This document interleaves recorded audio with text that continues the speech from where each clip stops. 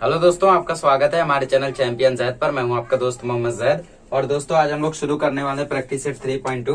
Basically पिछले lecture में basic चीजें हम लोगों ने देख ली थी, तो पहला क्वेश्चन आपको एक्टिविटी के फॉर्म में है।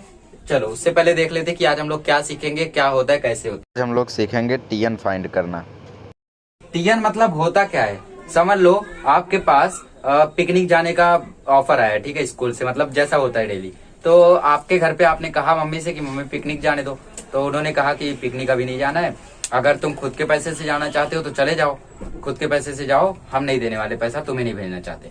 तो आप क्या करोगे, आप कहोगे कि ठीक है मुझे 10-10 रुपया डेली दो और फिर 2-2 रुपया डेली बढ़ाते जाइए। तो पहले दिन आपको 10 रुपया देंगे, फिर 12 रुपया देंगे, फिर 14 रुपया देंगे, फिर 16 रुपया देंगे, ऐसा ऐसा ऐसा ऐसा पैसा देते जाएंगे, ठीक है।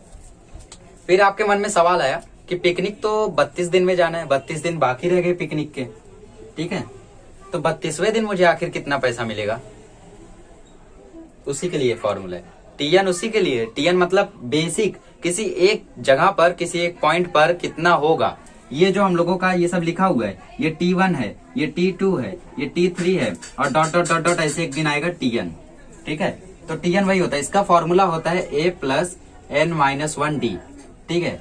मतलब A मतलब 10, फिर n-1 मतलब जितना भी आपको निकालना है, जैसे 32वें दिन का निकालना है तो 32 - 1 और कॉमन डिफरेंस से मल्टीप्लाई, ठीक है। तो इधर अगर हम लोग D देखें तो D2 है, A 10 है और N 32 है, तो बस इस फॉर्मूले में रख लो और देखते क्या उसको पिकनिक जाने मिलेगा। T32 = 10 + 32 - 1 2, तो ये हो जाएगा 10 + 31 × 2।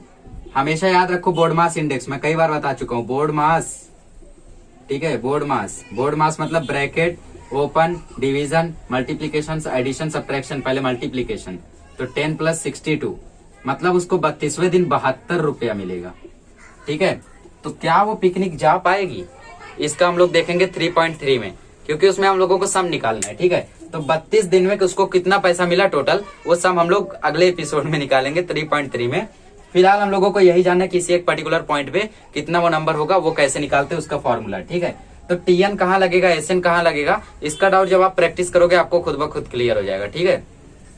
टीएन तब लगेगा जब किसी एक जगह के बारे में पूछा रहेगा, एसएन तब लगेगा जब टोटल पूछा रहेगा, या फिर हाउ मेनी, सॉरी सम बोला रहेगा, ठीक है, सम बोला रहेगा, टोटल बोला रहेगा तो लगेगा एसएन, और हाउ मेनी बोला रहेगा तो भी एसएन लगेगा, ठीक है। बट अगर बोला है एट विच, ठीक है, which number is this, TN आ गया तो उसमें ये लगेगा, ठीक है। तो ये लिख लीजिए, बेसिक चीजें कुछ समझ लीजिए। ये बोर्ड मास तो जरूर याद रखो यार, शुरुआत से समझाते आ रहा हूं, बट बोर्ड एग्जाम में मेरे कई दोस्तों ने गलती कर दी थी इस पे।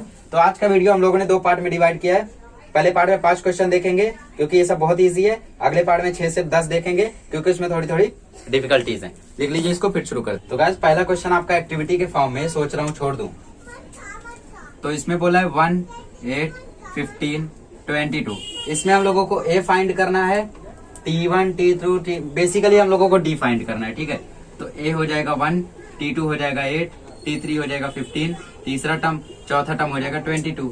अब डी फाइंड करने के लिए पहले T2 - T1, फिर T3 - T2, फिर T4 - T3, ठीक है। T2 - T1 मतलब 8 - 1 आ गया 7, 15 - 8 मतलब आ गया 7, 22 - 15 तो आ गया 7, ठीक है। Therefore common difference is equal to 7, ऐसे करना हो गया। चलिए आगे बढ़ते हैं। दूसरे क्वेश्चन में बोला है 3, 6, 9, 12। इसमें ए हो गया 3, T2 हो गया 6, T3 हो गया 9, T4 हो गया 12। डी फाइंड करना है, तो डी के लिए T2 - T1, T3 - T2, T4 - T3।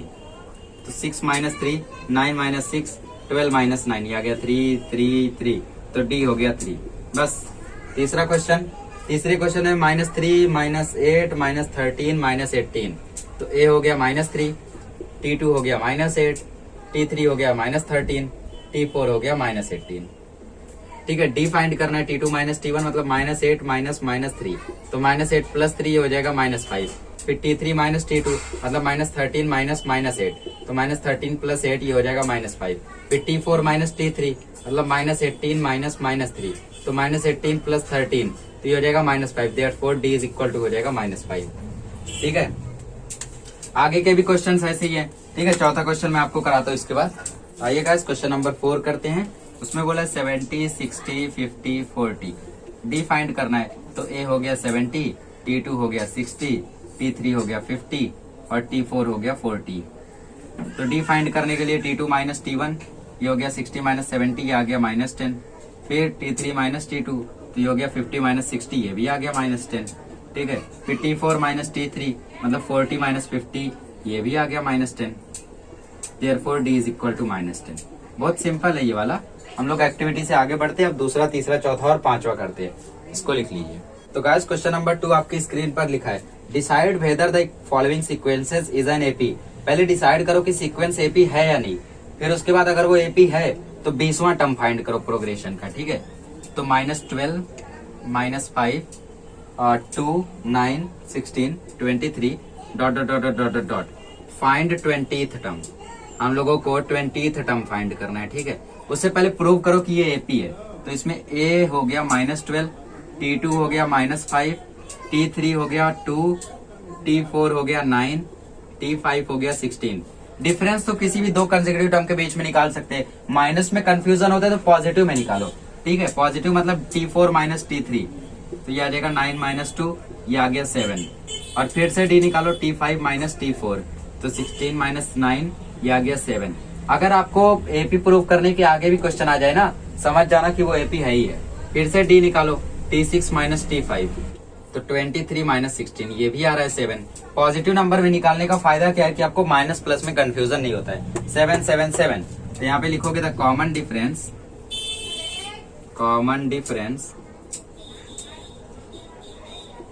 Between an AP. ठीक है, therefore Tn is equal to a plus n minus 1d, और यहाँ पे लिख दो बाय फॉर्मूला ही हम लोगों का। तो Tn मतलब T20, a हम लोगों का है -12 निकाला हुआ है, तो ये हो गया -12 प्लस n हम लोगों का है 20 माइनस 1, d हम लोगों का है 7, तो -12 प्लस 19 इंटू 7, बोर्ड मास पहले मल्टीप्लाई, तो -12 प्लस 133, तो आंसर आ जाएगा 121। तो T20 आ गया आपका 121। Therefore the 20th term is 121। बहुत इजी है, खाली आपको फॉर्मूले में वैल्यूज को रखना है, आंसर आ जाएगा। चलिए अब करते हैं अगला क्वेश्चन। तो गाइस क्वेश्चन नंबर 3 में आपको बोला है कि ये सीक्वेंस एपी है, तो 24th टर्म फाइंड करो। ठीक है, तो सबसे पहले लिख दो the given sequence is an AP. The given sequence is an AP. ठीक है, देयरफॉर ए आपका हो जाएगा 12, डी आपका हो जाएगा 16 माइनस 12 इज इक्वल टू 4, और एन हो जाएगा आपका 24। तो Tn इज इक्वल टू हो जाएगा a plus n minus 1 D. तो a है आपका 12, n है आपका 24 माइनस 1, d है आपका 4। ठीक है, तो 12 प्लस 23 इंटू 4, 12 प्लस 92, ये हो गया 104। तो T24 मिल गया आपका 104 हो गया। Therefore the 24th term is 104। ठीक है, इस तरीके से आपको लिखना है। चलिए अब करते क्वेश्चन नंबर 4। आइएगा इस क्वेश्चन नंबर 4 करते। इसमें बोला है कि ये जो सीक्वेंस है ये एपी है, तो 19वां टर्म फाइंड करो। बहुत इजी है, आने वाले क्वेश्चन सब इजी है। ठीक है, therefore the given sequence is an AP. The given sequence is an AP. AP बोलते हो, फुल फॉर्म मत भूल जाना, अरिथमेटिक प्रोग्रेशन। देयरफॉर ए हो जाएगा 7, डी हो जाएगा T2 माइनस T1 मतलब 13 माइनस 7, तो डी हो जाएगा 6, और n है आपका 19। Therefore Tn is equal to a plus n minus 1 D. तो a है आपका 7, n है आपका 19 माइनस 1, d है आपका 6, तो 7 प्लस 18 इंटू 6, तो 7 प्लस 108, तो आंसर आ जाएगा 115। तो T19 आपको मिल गया 115। बस ऐसे करना है। चलिए अब क्वेश्चन नंबर 5 करते हैं। आइएगा इस क्वेश्चन नंबर 5 करते हैं, सेम है वैसा ही है। तो सबसे पहली लाइन आपको मालूम है, the given sequence is an AP. Given sequence is an AP. ठीक है, देयरफॉर ए हो जाएगा 9, डी हो जाएगा 4 माइनस 9 मतलब -5, और n हो जाएगा 27। लगा दो Tn is equal to a plus n minus 1 D. A है आपका 9 प्लस 27 माइनस 1, डी है आपका -5, तो 9 प्लस 26 इंटू -5, 26 इंटू -5 होता है 130, तो -130। ठीक है, ये आ गया -121। तो गाइस इस तरीके से हमारा प्रैक्टिस सेट 3.2 का पहला पार्ट 10 मिनट में खत्म होता है। अगले लेक्चर में मिलेंगे तो बचे हुए क्वेश्चन करेंगे। वो क्वेश्चन थोड़े से ट्रिकी है, थोड़े से डिफिकल्ट लग सकते हैं आपको, इसलिए इसी पार्ट में खत्म नहीं किया। चलिए अगले लेक्चर में मिलते हैं, अगले लेक्चर में सॉल्व करेंगे।